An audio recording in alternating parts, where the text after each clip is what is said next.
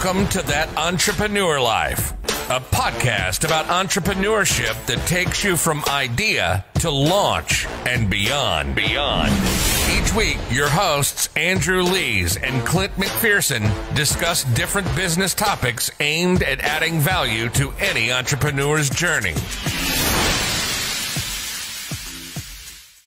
Welcome back, everyone, to another episode of That Entrepreneur Life. I'm Andrew Lees, and I'm usually joined by my co-host 𝗁𝗵𝗆, but today I'll be flying solo, and next episode we'll get him back on here. So, as always, I'm super excited to be here, and with that said, let's go ahead and kick this thing off by welcoming our special guest, Tracy Lamourie, to the show. How you doing, Tracy? Hello, Tracy, with the red hat to cover the gray because it's COVID. Yeah. It happened. Yeah, we've all gotten a couple more grays. Right, yeah. My stylist literally was in Iceland for like 2 months, as well as she's my client as well as everything being closed, so they weren't allowed to open anyway. So I'm just like, the red, the signature red is challenging, but that's awesome. I'm doing good. How are you? I'm great. Yeah, thank you so much for being on the show, Tracy. Thank you. Yeah, before we get into our questions and kind of dig into everything, can you just give our audience a quick overview of who you are and what you're all about? Sure, yeah.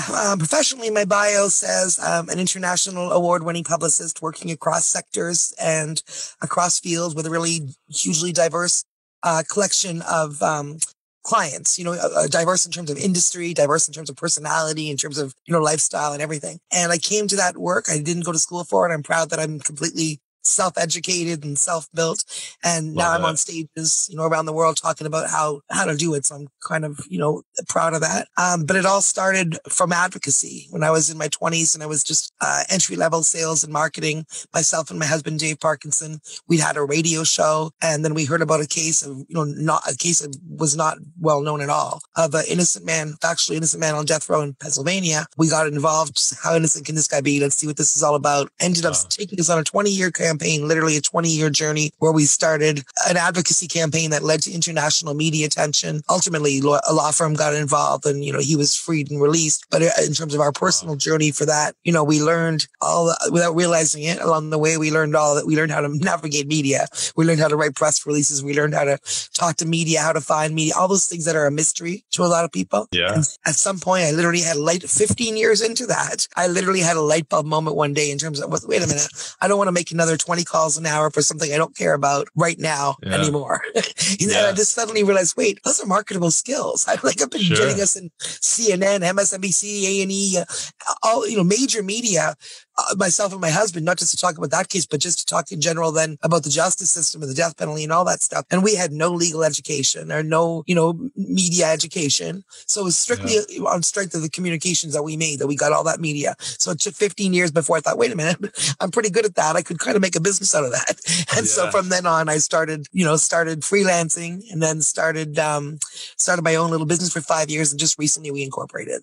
That's awesome. I think that's that's such an amazing story of how you got into it. And it does take a while sometimes before sometimes you realize, hey, that thing that I was doing for so long. And sometimes it's a struggle. Sometimes you're going through something, maybe even you start a business and it's really difficult and you're kind of grinding through it. And then if nothing else, you might realize, hey, I've learned so much from that experience. So, that you can take and use for something else. Right. So that's the business side of the story.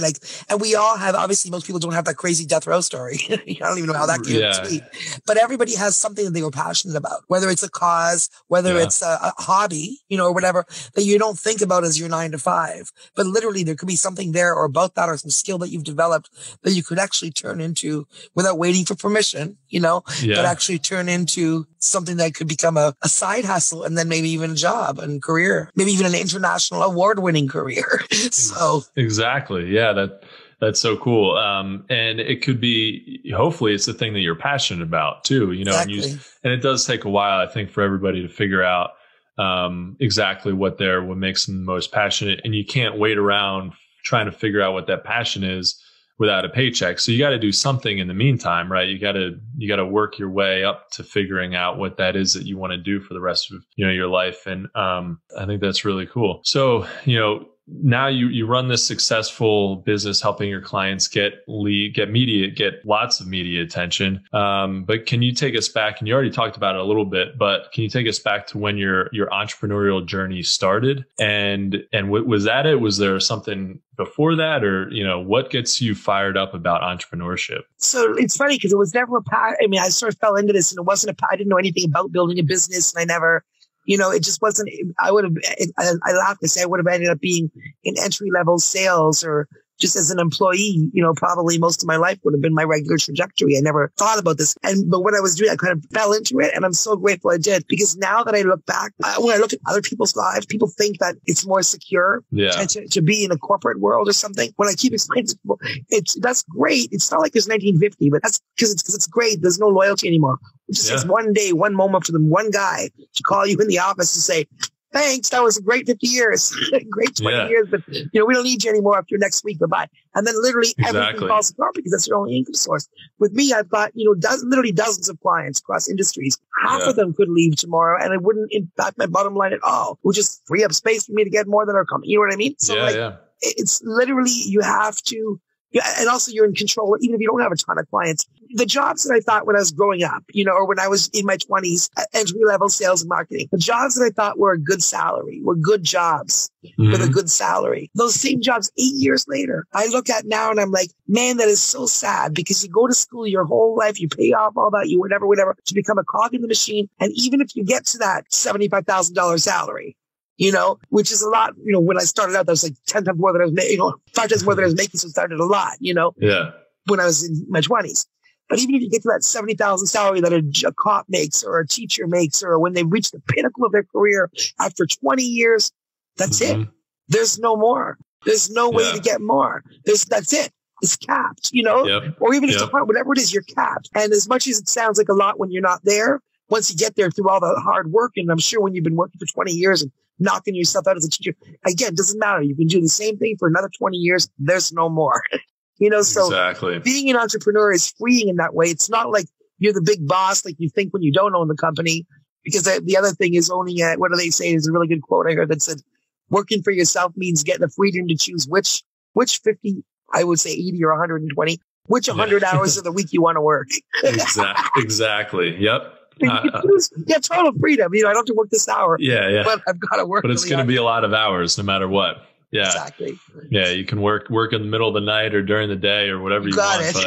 But it's not like you just, you own your business, you own your own business, and you're the boss, and you sit back and you let others sit back, there's always free, so I think the freedom and what do I like best? The freedom, right? Yeah. But also the strategic part, the fact that my failures or success rise on me. I can't blame my boss for firing me. I can't, you know what I mean? I'm a strategic person. I'm a researcher. I'm a thinker. So I'm successful because I know there's always another door. I'm not going to let anybody, I'm not just going to, there's no such thing as the doors being closed, which is one door, Exactly. So that freedom and the ability it gives me to, I guess, be the master of my own destiny or whatever you want to say.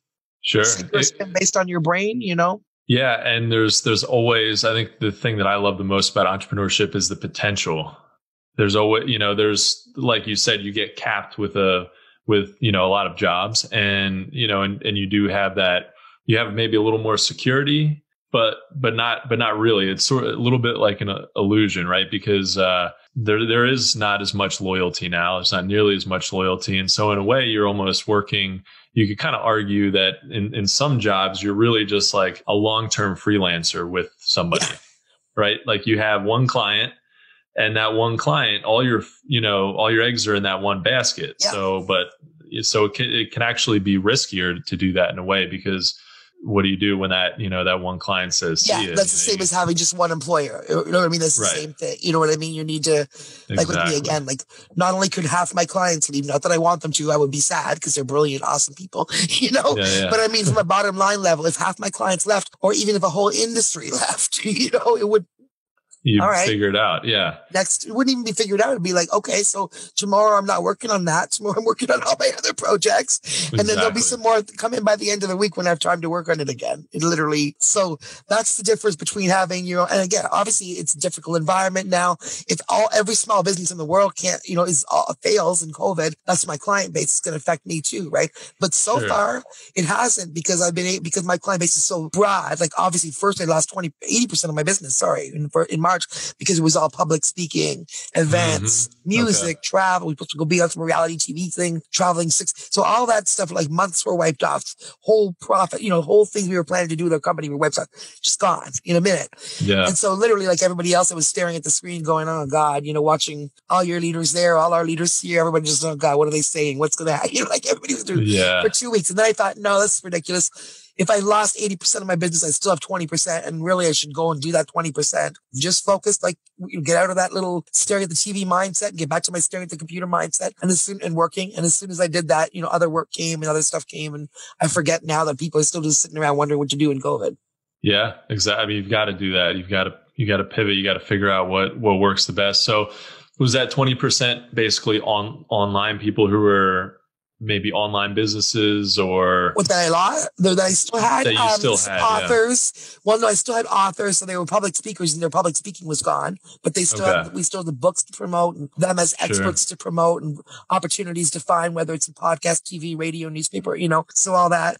And then I had a lot of small businesses too, so that they weren't entertainment related. Like everything I have, people in healthcare, psychologists, psychiatrists, diet doctor, people, real estate continues to go on. I have luxury real estate agent. I have, so there was still people whose businesses needed to continue and they still needed to get out there. And I just, pivoted away from the entertainment, which is scary. I mean, I still have entertainment people, but it's scary for a lot of the entertainment clients. We're finding ways for them to do things, but what do you do when you're stages are gone right now and all that stuff? So it's, difficult for them. Those of us who are able to pivot are certainly lucky right now. Yeah, definitely. And I think all that, I know all that stuff will come back, right? So then, the good news is that when it does come back, then you've got even more business. And we'll all be because we're all going to be ready to go out. We'll be like, I'm going to spend money on concerts for sure. I want to go out. Take my money. Exactly. We go to concerts, restaurants, events, exactly. We're all just going to be like, please. I hear you. Yeah. I get notifications about concerts now and I'm like, all right, maybe it's still a little too soon, but a few months out there, maybe by the fall or My husband was just saying the same thing about some festival in England, and it was like, we're not even traveling right now, but he's like, look at this in the fall. He's like, I swear, if they're not having concerts here yet, but travel is starting to be okay. If they're, let's do that. I'm like, you want to fly to England for a concert? He's like, yes. Yeah. Yeah. He's I don't even care if it's the artist. It's really just the concert. Exactly. I think, when you don't get to, especially if you love traveling and if you love music, you love to be we're so used to the business travel. We got spoiled in 2019, 9 different clients, 9 different projects. I was on 9 different trips to 5 different countries on 4 continents. And I paid for one thing. I paid for one flight to Vegas. Wow. And so so I was really sad, but I cannot complain in 2020, because all of a sudden in 2019, the world was like, oh my God, open. It wasn't the case earlier. I had 1 or 2 business trips here and there. All of a sudden, 2019, everything ramps up and I'm like, the Mediterranean, Jamaica, Las Vegas, Los Angeles, the Grand Canyon, Washington, DC, literally the whole world, right? Yeah.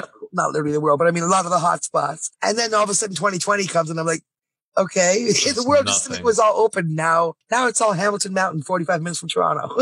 Yeah, there you go. No, I can definitely understand. As soon as you get the opportunity to get out there, it's like you just want to go for it. You just want to take that and run with it. For sure, yeah. So Tracy, let's say I'm launching a new business for the first time and I don't have any traction. I'm really starting from scratch. I have no site traffic, no social follows, no online presence, nothing. But, I'm thinking, hey, maybe media relations, if I can get some press, that might be a good thing. How would I go about starting to do that? And how quickly is it reasonable to scale that way? how quickly there, I mean, in terms of scale, like what your goal might be in sales and all that, that's different in terms of every business or whatever, you know, but in terms of how quickly, you know, my job can make things happen, meaning my make things happen is getting those results, getting the news articles, getting that. So that can be literally the next day. It starts right away. I mean, actually it is the next day. If you're hiring me, it starts immediately because I already know when I hire you. When you hire me, I already know, I've already evaluated you and figured out what I would do and all that stuff. So by the time I take their money, I already have an idea, you know, I already know I'm going to be able to get this, I'm going to be able to get this, I'm going to be able to get this. That's just, you know, with certain things where I have good relationship with editors, podcasters, whatever. And then there's the rest of the world, which is the research of every day I get hundreds of results. And you probably see some entrepreneurs know about 𝗂𝗵𝗆, 𝗂𝗧𝗏𝗶𝗀 and that kind of thing. So every day, you know, we get hundreds of things like that and then other similar resources where we're pitching, you know, we pitch clients too, right? Literally using that in one day. I got a client who had zero media. She's a life coach, like a million others, had nothing to differentiate herself other than like she was very skilled, but nobody would know it, you know? And so she thought maybe if I start sharing my personal story of bipolar and success living with bipolar, people will get that I have something to share. So she hired me. I gave her my lowest rate because she's literally a baby entrepreneur. You know what I mean? I gave her my lowest rate the next day. And it was through 𝗂𝗵𝗆, but it was actually a deadline that had just passed. But I did my publicist thing and I found who the reporter was and I researched the reporter. And then I messaged the reporter saying, you know, just exactly to her, you know, what I understood about her, why this would be great. Anyway, she interviewed my client and got, again, zero media and put her in Good Housekeeping, the print issue, 150-year-old Canadian or American magazine, legacy magazine, right? And she was in the print issue. So this is one of the 5 magazines that you see at every grocery counter. It was the first time in 10-year PR career of placing things around the world where I actually was like doing my groceries and those just looked to the right and saw, you know, I'm not my mental illness like, and I'm like, wow, you know, and from there, she literally had everything we pitch her to, she gets now because it's like when it comes to speaking to that issue, as seen in Good Housekeeping, now as seen in Good Housekeeping, you know, so it all pops up. And she had 26 years old, zero experience, would have said, why would media interview me? Just had a publicist. But again, it wasn't about the publicist, even though I know how to find them and quickly do it. But she could have done it herself if she had written a compelling pitch and, you know, had that.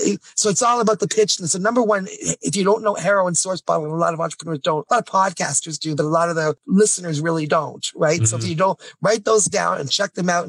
But again, everything's about a pitch. You can try those and not get any success at them and think, what is she talking about? Where I get my clients literally in Oprah, using those Oprah.com, Good Housekeeping, The List, New York Times, New Yorker, because it's all about how you frame it. You got to do it quickly, answer the question and frame it. And then other things are, if you're a writer, obviously if you could speak, look at things like a podcast matchmaker services, which again, a lot of people don't know those exist, and put together that little, you know, thing about yourself as an expert, why you're an expert. And a lot of people think, oh, well, am I really an expert that could be interviewed? If you're in business and you're taking people's money, you clearly think you're an expert, right? Yeah, you have to be. I mean, right. So think about that. You are an expert. Trust yourself. You have something to share and then be willing to do it. So find those little opportunities. If you're a writer, again, Medium, a lot of people don't realize Medium is not Huffington Post. It's something you can just write up anything you want, you know, put up a picture and it looks like a brilliant, nicely formatted article. So if you don't have anything else, that's a place to start. If you can write something, write out your thought leadership, write out what you're thinking, write out some things. And everybody, it doesn't matter if you're the butcher, baker, candlestick maker, or people who clean, like I say all the time, who clean toilets at the hotel. You are an expert in your field. And whether you think that field is important or not, you know things the average person doesn't know, whether it's about that cleaning the toilets or the things around what you learned in the hotel, there's always more, you're an expert in stuff, you know stuff. And there's a story there, probably several. And sometimes, you know, you don't always know stuff. I always say, if people have a marketing budget, if you're an entrepreneur with a marketing budget, take some of that budget aside for like 1 month and try PR, because 80 or 90% of entrepreneurs don't think about it. Media relations, right? Think media relations, not PR. It's a silly way to, people think that's a crisis, but think media relations, earned media as opposed to advertising, because there's not a major corporation in the world that doesn't have a communication/PR department, yet 80 or 90% of entrepreneurs don't have it. So right there, the playing field is not even, and you can easily, you know, find these media opportunities. So if you understand what I'm saying when I say pitch and advertorial versus editorial and all that, you can take time out of your primary job and do what we do. But, you know, if you don't want to take time out of your primary job, like, you know, you pay someone to mow the lawn or do your marketing, consider a publicist, even if it's for a month or two, because then it's going to open up your brain and you're really going to see how you're presented, which is different than editorial. advertorial. It's a completely different mindset than advertorial. And once you see how you're presented and you see that, then a lot of that you can do for yourself. And maybe your publicist, I work internationally, or whatever publicist you get, will have built a selection of articles for you. It'll give you a starting point that it's much easier to build on. From there, you're a leader, you're an expert, and this is not just like ego of having an article about you. This is like, if you're in corporate, this gets you closer to the raise, to the corner office, to the being value in your company, to when you go apply for another job, to getting major zeros. I have a client that's was just in the sensitive area of getting investment. She just passed $500,000 in $500,000 in pre-seed funding, and now they're going to the seed funding. And she told me that I've worked in 6 weeks, quote, literally changed our life and our business. And I said, what do you mean? That's really, I get a lot of accolades, but that's a big one. What do you mean? Yeah. And she said it's literally made investors take us more seriously. Investors at a time when that is everything, like $1 million investors, because we've done like 5 articles and 2 podcasts, with strong titles in, one in an industry magazine, so now they search that name. It's not just what they say in their investor deck. They see international articles talking about her as a woman, shaking things up, as a disruptor, and they're like, oh, what's this?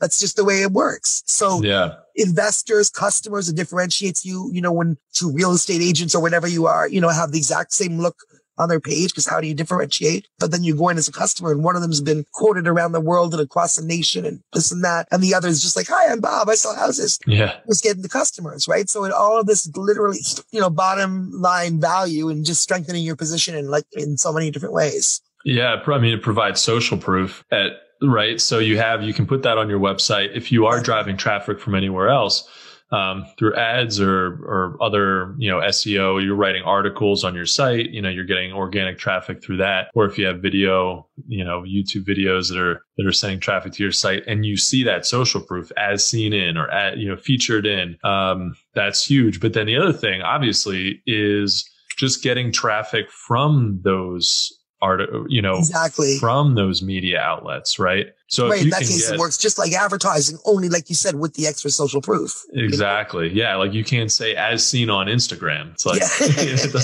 nobody cares. Everything is as seen on Instagram, So I think that's really interesting. I've played around with media or PR before. I've done a couple of press releases for my consulting business, for my product development consulting business. I think I use it for a product-based business that I have too, years ago, and didn't really get anywhere. So I used PR. I think it was PR Web or News. Yeah, that's the thing though. Business, when you're just doing your press releases, that's why another thing where the publicist can help, right? Because business stories are out of everything. And I do business, entertainment, social, whatever, like every kind of health, business stories are the hardest to place, number one, even for a professional publicist, because the line between advertorial and editorial, even I just did a release the other day and I put it out. It was a great release as an article. And then when it didn't get pickup, I had to go back and read it. And even though I speak every day about editorial versus advertorial, and I wrote it myself and it was good. When I reread it to see why it didn't work, I was like, and I really put myself back in the editorial. I was like, no, again, when it comes down to it, even though this is about a business doing a good thing, or even though this is a story about how something is helping parents, teachers, kids, and it's free, when it comes down to it, it is a story about a business doing a good thing. And that's an ad to the editor, So I had to go and rewrite the whole thing and think, okay, no, what we need here is an education expert who's going to speak on the greater issue. Part of his solution is going to be this business. That's the winning release, So sometimes it's about the way you frame it, and it's all about that. It's really, that's where the deep understanding of the editor's mindset and all that comes in, and really beating yourself up. Because again, it's not just me telling my clients, oh, that's too advertorial, and then they disagree. Yeah. In this case, it was me.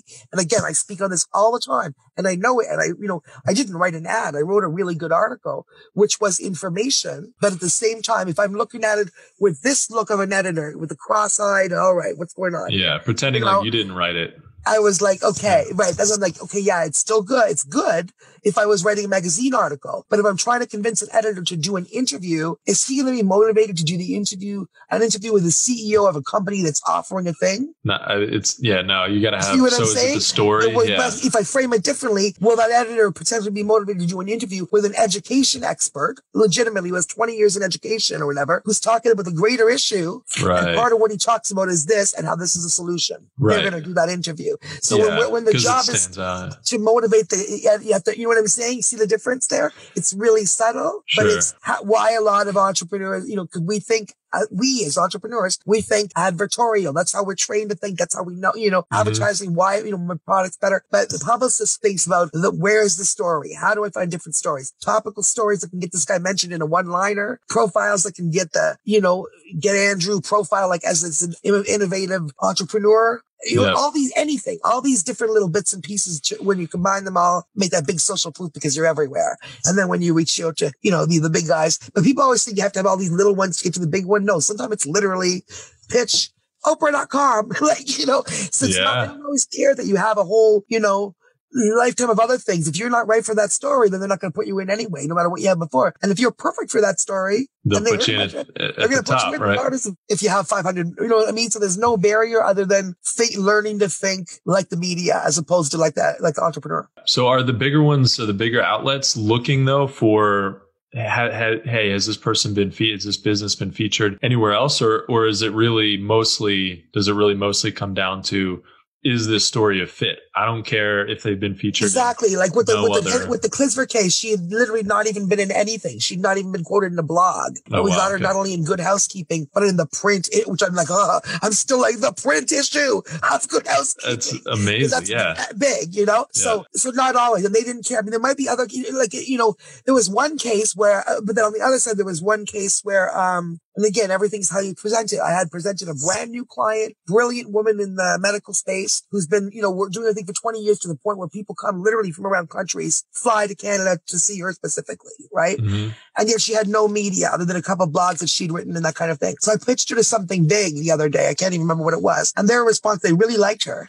But then they said and this reporter, I guess she passed on to the editor. And then the editor came back. And so the reporter's like, are there any articles or anything else quoting her? You don't always use it, but in this case you did, that we can look at, for that expert proof, right? Okay. And I was like, darn, we're going to lose this then because we don't have it yet. And this is, if I'd been working on it for 2 weeks, you wouldn't have. It was brand new, right? Yeah. But anyway, I said, well, you know what? I said the truth. I said, she literally just hired me like 2 days ago. Right now, we've got already 2 articles coming in the pipeline because I work fast. I had already pitched her to editors and I had 2 things coming, but they won't be printed for weeks, right? And I said, she's already going to be featured in these 2 series. She just hired me. She would have had more, except for the last 20 years. She's been extremely patient focused, dealing, not out there, not worrying about trying to make her name and being a thought leader. I said she's been having, then I explained people have been flying to see her, blah, blah, blah. I said it's only recently, I'm meeting people like me that she's been starting to think about expanding her, thought leadership, really getting more, sharing her knowledge. And so she doesn't have a million things. You're one of the first we pitched and they took her. That's awesome. Yeah. Because it was framed as, she's certainly an expert. They wanted to see that she was an expert. How do I know she's an expert? I said, she certainly is. People have been telling her for 20 years, she just wasn't talking about it publicly. She was, in her clinic doing what clinicians do.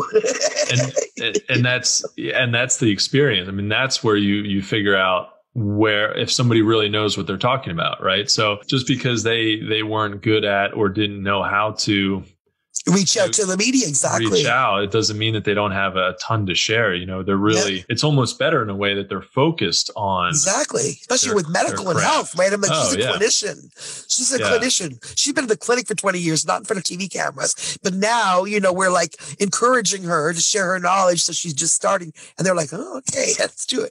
And then there was another example like that where, thinking about how there was, I had a client in the cannabis space out of Florida who made rolling papers. There weren't papers. They were like wraps out of like vegetable products and corn husks and all that, right? Mm-hmm. I got to the major Australian media. Like I get a lot of my clients. There's a business show in Australia on Ticker TV, which is 24-hour. It looks like CNN. It's the biggest streaming news network, business focused in Australia. And they had taken out a couple of my clients and they agreed to that one because it was kind of a disruptor story. But then when the producer got it, they went, ooh, cannabis. No, we're not, because Canada's legal and some states are legal, but Australian and they're not even medical legal right now. So the producers of the business show was like, no, we're not doing a business show about Canada. No. And then I'm like, darn, but then they presented to her. They said, wait a minute, but we could save it. The producer says, if we talked about it instead of in terms of cannabis, what about if we talked about it in terms of these would be tobacco wraps, right? I said, and she's like, she's like, I don't really like that because that's not our brand. Our brand is about health and, healthier when it comes to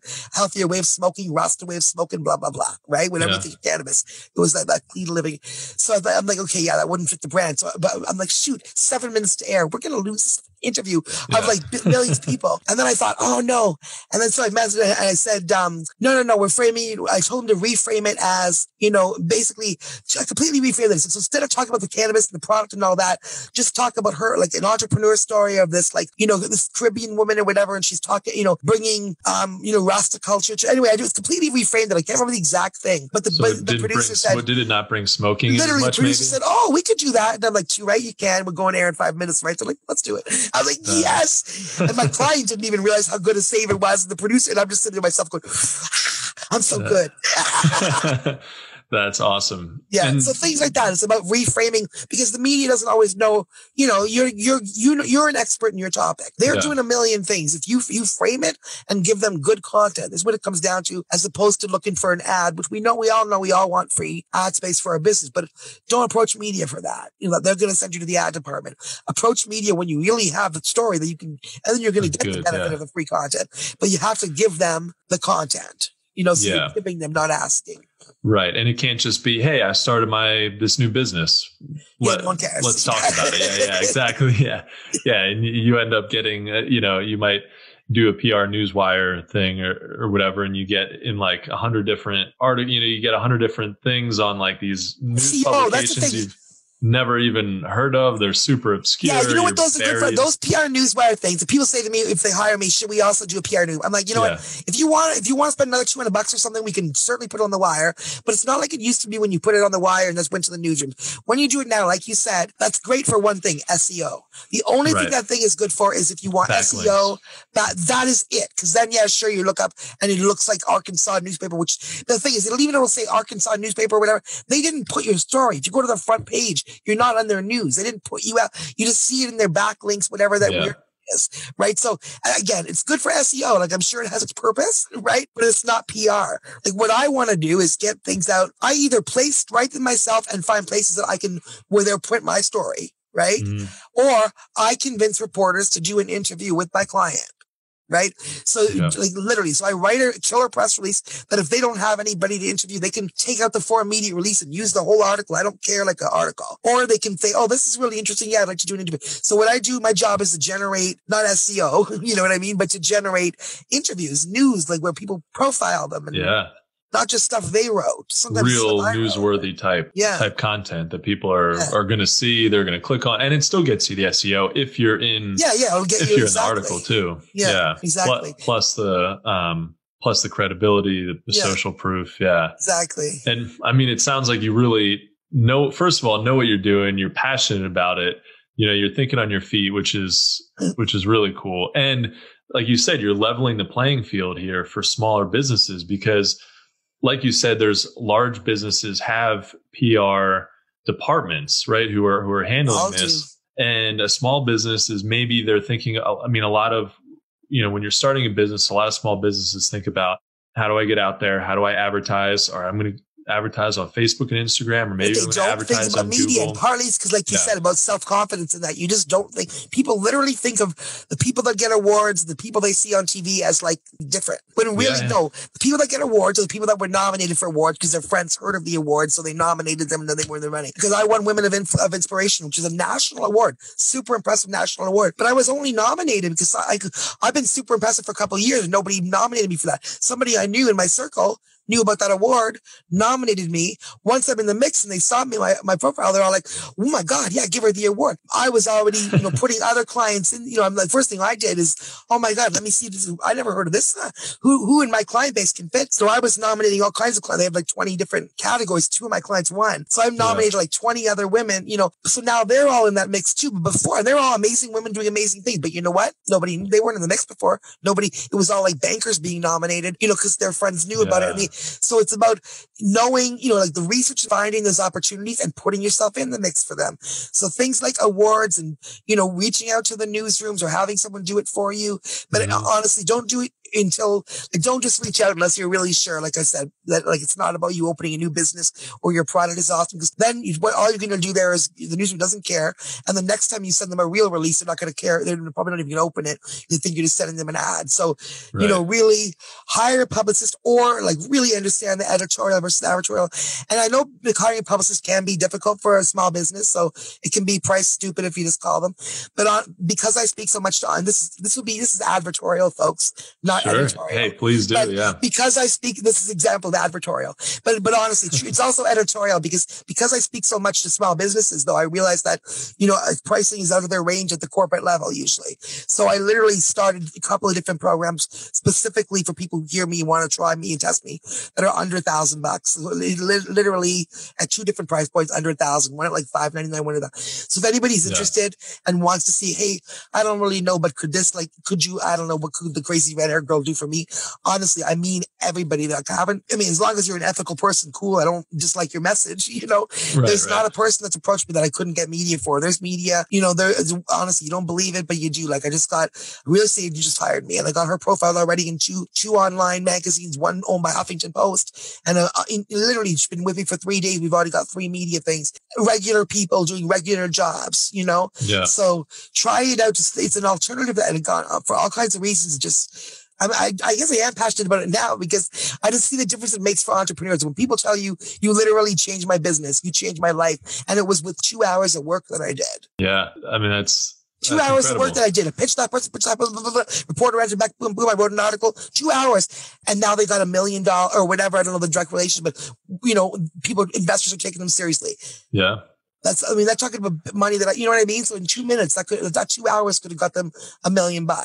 Yeah, sure. Or a new customer or whatever, or, you know, so this is like crazy work, like crazy turbocharging your business, basically. Yeah. And people spend all this money on advertising. You know, you go buy an ad in the newspaper twice, you know, and spend twice what I'll charge a small business guy in a month to buy one ad in the newspaper. It's not going to do anything for you, or might get you, you know. Put that aside for 1 month. Try this. I mean, people get excited. Like I'm telling you, I have like list of super happy clients where they're like, "Oh my God, I never told anybody my dream was to be quoted in magazines. I never thought it could happen. But now that I'm quoted in Reader's Digest, I'm telling everyone this was my childhood dream." Like literally, one client told me that I got her in Reader's Digest twice, and she's like, "I never told anybody that when I was a kid, I used to like read these things and dream that one day I'd be the one quoted." Yeah, that's amazing. I'm like, there you go. And it probably changed their business too. Absolutely, because now you're nationally quoted, internationally quoted, you know. It's dollars, it's money, it's credibility. And also that, you know, not just investors, but she also told me people came crawling out of the woodwork from 20 years ago, people she went to school with, family members who are now suddenly, "Oh, well, you're doing really well." Yeah. They weren't paying attention before because there's a news article about it, you know. So like, and all of a sudden she's an overnight success. You know? It changes the landscape. Everyone's like, "Ooh," and all your customers are sharing, "Oh, this is my barber," you know, like you'd be surprised. Like people get really excited about it. Sure. I mean, I think there's always, you know, with media it was on TV, it's shifting away from that. A lot of it's online now, but you know, with media in general, I think we have this feeling that, if it's out there and it's getting a lot of visibility, it's, you know, somebody who's getting that kind of visibility, like they're almost famous, you know, so you get this, exactly. Wow, you know, that's amazing. So yeah, I would highly recommend people to check you out and see what you can do. Like you said, even if it's for a month or two, I have a feeling people will stick with you. They usually do. And that's the thing. Like I'm excited to, you know, there might be an opportunity down the road. That'd be amazing. Sooner than later, maybe, you know. Beautiful. That ended up happening, you know, as I talk with podcasters and stuff, because usually a lot of podcasters are like entrepreneurs with some amazing projects and they're doing podcasts because they're building up their visibility. And it's funny because I wasn't thinking of that at all. I was just thinking about podcasts as alternate media, like extra media opportunities, like I do for my clients. But then I've been saying that anybody who's business to business and stuff is huge for marketing. And it's like, I don't even do marketing. I don't do ads, but it works the way marketing does. And it's huge for networking, like giant for networking right now, because people like to work with people that they like and that resonate, and you like what they're saying and you think, oh, you know, and podcasts, what you guys are doing gives people that long, you know, half an hour, really deep insight into personality as well as the acumen, you know, something they may work with. Right? So. Exactly. No, that's awesome. I think that's really cool. And it's cool that you're making it accessible to entrepreneurs at every level. So I think that's definitely something people should take advantage of. So Tracy, with all that being said, through your entrepreneurial journey so far, from the highs to the lows, what's the most difficult thing do you think about being an entrepreneur? For me, or just in general? For you in general, both. Because I don't know, for everybody, I mean, I think for me, for other people, the difficulty might be like what you need, just to how you have to do, just what you have to do. This all the, like we talked about, 20 hours a day and just passion and just live it the whole time and all that. But that's easy for me because I love what I do. But the part that's has been harder for me is like, number one, pricing accordingly. Mm-hmm. Now I have before it took me the confidence. Now I'm pricing lower for entrepreneurs. We're talking about that. But the confidence to start pricing at my level that I just, my resume demanded took a long time. And I think a lot of entrepreneurs have that struggle too, because you're worried about losing that client. But I found every single time when I've raised my prices and, the clients have come. So add a zero is not bad advice. Have the confidence to add a zero, but then also know when it's smart not to, like I say, I realize that I'm speaking to entrepreneurs all the time and getting them all fired up about it. And then some of them just can't afford $3,000 a month, 3 months minimum, which is the PR norm. Right. Yeah. So there's no point in me doing all this. If that's going to what's the point of not making it accessible? If, right. And it should be, like I said, especially I've been so skilled and I do this, I have long enough relationships and all that I know when someone comes in right off the top, I know I can get you this, and this, depending who you are. I know I'm going to be able to get, before I even take your money, this is going to be, and then the rest is, going to be whatever depending on your story and whatever strategy come up with, what opportunities we find or whatever. Could be Oprah, could be whatever, could be maybe not, we don't know what's going to happen the rest of that month, but I already know what's, at the top. So sure. I can, price differently now. But I think, a challenge for entrepreneurs is definitely their price point, having the confidence to compete in the marketplace at the price of the worth. We always want to, your price shouldn't be, generally reflective unless you're doing a thing like this on, once you decide on a price, don't let yourself be talked down.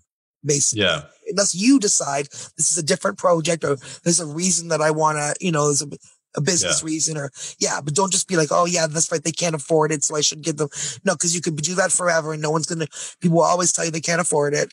And even people that can. And then I had to learn that because my business consultant was like, when you do that, you literally are taking money from your family. You're undercutting yourself and taking from your family to be nice and smile at a stranger. So don't do that. I have to think of that. That's right. There's always a balance there. Is know your worth and, in the marketplace and add a zero sometimes. Add a zero. I love that. Yeah. I think that's really difficult for a lot of people is to make sure that, especially with a service, products are a little different. But because products, you have much more guide, but a service, you're and there's so much range. When you go start on a freelance site or something too, you're competing with the whole world, right? And low price, international and all that.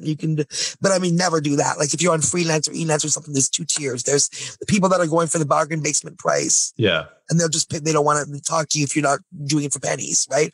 And then there's people that just go on there for convenience and the ease of meeting people and all that. And they want to pay professionals at a higher level. Not that I'm saying people who work, sorry, I shouldn't have said that because there's a lot of professionals in other countries that are working at lower levels that are hugely professional and doing good work too. So, just because you're getting it cheaper doesn't necessarily mean, but there's some people that want to work with overseas. I should say that because, we're exploiting them, I'm sure. But some people want to work with overseas and some people are looking specifically for North American or British or, So even if you use those freelance sites, you don't have to price to the bottom. Price at your level. And there's some things where that makes a lot of sense for, where it could make a lot of sense to go overseas to for some task, to automate something in your business where, people do. I haven't yet, but people, this. And I work with one of my clients. I work with I work with some professional overseas that do amazing work. I don't hire them, but they're on teams that I've been hired to work with and stuff. So that's why I said, I don't mean to say they're not professional. They're professionals all over the world doing good work. But I meant, professionals in terms of North America and, working here and in the comfort zone and knowing the whole systems here and all that stuff. So, Sure. Yeah. And I think doing something like what you do, it's a little difficult to outsource that. I mean, I think, you really kind of need somebody in the U.S. If you're in the U.S., you kind of need somebody in the U.S. like yourself. Or Canada. Like I have clients all over the States. Yeah. But like North America, Sure. And because it's a virtual world, especially now, like I literally have more clients probably in LA than I do in about half in Canada. But I mean, literally, I have clients across the States that I've never met and may never meet that I've worked with for 5 or 6 years. So we meet once a year or somewhere at an event in travel days. But yeah, in terms of it would be difficult for somebody not in North America to have, or maybe someone's going to message me and prove me wrong, because I'm saying you could put me anywhere. And I mean, I don't care where I'd be. I could work at Kuala Lumpur next year. Right. And I would still have all my media lists and so really, I mean, I guess if you're like a person like me, doesn't matter where you are in the world, you can figure it out.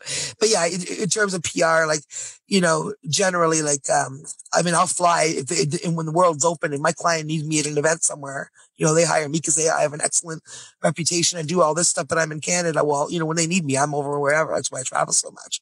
Yeah. $400. I mean, I'll take it out of my contract if it's a big enough contract, or they'll fire me. So yeah, so most of it's international, but for sure, I have trouble outsourcing anything. When you hire me, man, you just hire me. I'm trying to get to the point where I'm a job creator. Right.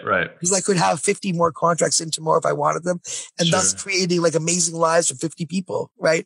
But it's a big jump to learn how to, and I'm going to, but to stop what I'm doing, to figure out how to train people and to get into this whole new nightmare that I hear it's horrible. I hear there's employees and all they want to do that's hard, because I want to be friendly and fair with anyone. And everyone's just get used to getting ripped off. And I'm but I don't want it to be like that. And everyone's saying that the employee, it's going to be difficult. So well, I mean, I think it's cool what you're doing and doing it. You're doing it yourself. You're scaling yourself up as much as you can.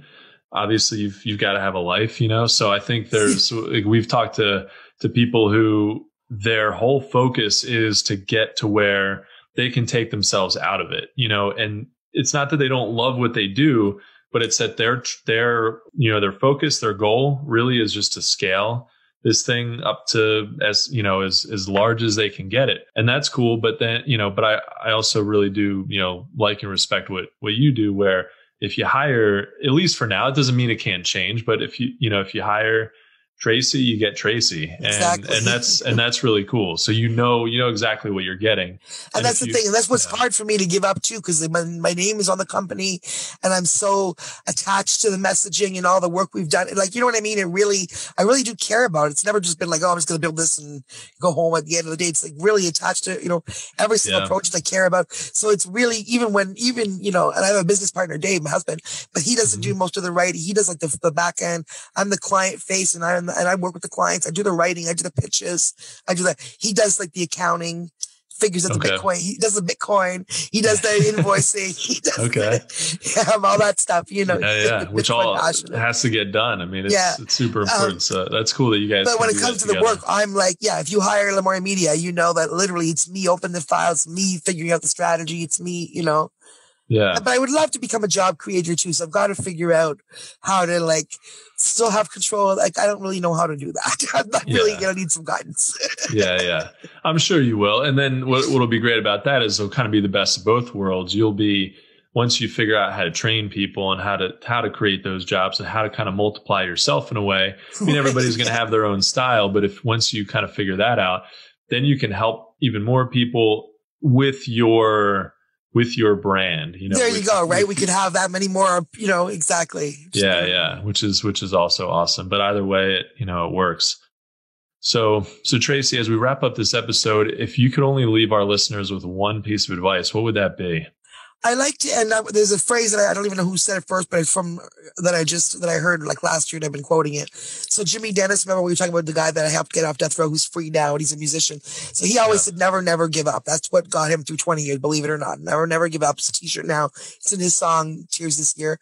And then when he gets depressed or PTSD or whatever, we're having difficult times. And we're talking, I always say, yeah, never give up. But I also remember this one. We didn't get this far to only get this far. That's good for everybody. I love that one. Yep. Everybody. But I love it because I always say, you were on death row. We were activists and, salespeople or something. And now you get off death row. You're like literally an R&B singer that's on BET and Rolling Stone right now, where they're talking about the music, and your friends have got you off death row, or international award-winning publicists. That works, you know. Yeah. But we didn't get this far to only get this far, because now we get the work to do to get the Grammy. So we say that and make them laugh. But it really is for everybody. We didn't get this far to only get this far. So whether you're successful where you are right now, whether you're happy with where you are, or whether you literally almost jumped off a bridge yesterday, for real, depressed people because it's COVID, or you're heartbroken, or it's difficult, or you just don't see the end of whatever the heck's going on.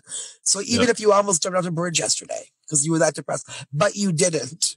Right. You won't. You didn't get this far. You didn't get through all the assholes that, you dealt with for 50 years or whatever. You didn't get through all the BS. You didn't get through whatever it is that's bugging you. Check out now. So you didn't get this far, for good or for bad, to only get this far. There's no other answer but to keep on going. Tomorrow's better. Always something cool going to happen. You don't want to miss it. So don't check out. That's a cool way to look at it. Yeah. Things are going to happen. If you don't feel that now, then, just give your head shake it up a little bit and you'll feel better later. Yeah, I love that. That's great advice. And I've heard that before. And I really love that, because wherever you are, if you really know that you have a lot more to do, then, but you're frustrated, you feel like giving up in your business or whatever, you've come so far, whatever it is, if you're done this far, you've gone this far already, or even keep going. Yeah. Didn't jump off a bridge. You didn't jump off the bridge. You kept going. So why stop now? Why would you negate all that work that you did? Well, that's it. Yeah. It kind of does negate all that work that you did. I've got a product business where there's a couple different times when my business partner and I have thought, we've run into some stuff with logistics issues, manufacturing issues, where we're I don't even know if we can get through this. So let's just fold the company. It'll be a heck of a lot easier. And sure, it would be a lot easier, or we think, hey, let's sell it. And I always think, well, we're going to get a fraction of what we could get if we sell it today. If we figure all this stuff out, we can get multiples times more, So it's exactly that exact sentiment. We didn't come this far to only come this far. Really, that's what has definitely kept me going with that business, and even with my consulting business. So, even if you're doing really well, like you said, there's always something else to do. So I love that. I'd never heard till this year, and I was like, no, that's my new life thing. It's so true. It's just seriously, it's good for everybody. No matter where you're at, just keep going. There's always another level. There's always something else to get and achieve. So that's awesome. Well, Tracy, I think that's a wrap for this episode. I want to thank you for taking the time out of your day to join That Entrepreneurial Life and adding value to what we're doing on this podcast. Thank you so much. I enjoyed it a lot. Absolutely. Yeah, it's been a pleasure having you. Thank you all so much for listening to That Entrepreneurial Life. To learn more about what Tracy is working on, check out 𝗲𝗏𝗄𝑚edia.com. And if you like what you heard today, please subscribe to our podcast. And don't forget to download our free ebook at thatentrepreneurlife.com. If you're interested in having us do some mini masterclass episodes this year, please contact us through our website and let us know. Thanks for continuing to support what we do as entrepreneurs. And don't forget to join us next week for another episode of That Entrepreneur Life. Thanks for listening to That Entrepreneur Life podcast. Be sure to visit thatentrepreneurlife.com to join the conversation, access our show notes, and discover our fantastic bonus content. Don't forget to join us next week for another episode as we continue to add value. Until next time.